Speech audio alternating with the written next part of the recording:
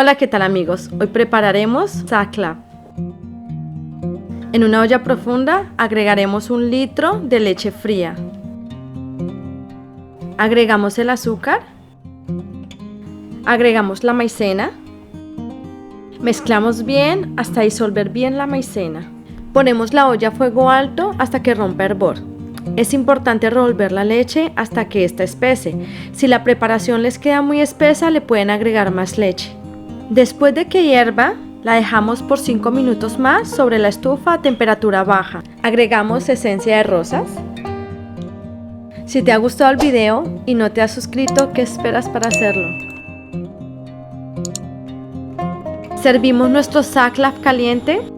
El sakla es una bebida caliente típica de Turquía. Originalmente se elabora a partir de la orquídea, de cuyos tubérculos se obtiene una harina aromática, y a partir de esta harina se realiza esta deliciosa bebida. Aquí en Israel es una bebida popular en invierno por su delicioso sabor y aroma. Esparcimos canela en polvo.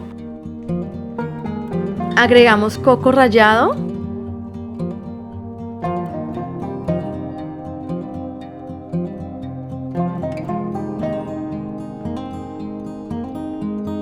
Finalmente agregamos pistachos triturados. Bueno amigos, esto es todo por hoy. Me sentaré a disfrutar de esta deliciosa bebida. Espero la realicen en casa. Nos vemos en el siguiente video.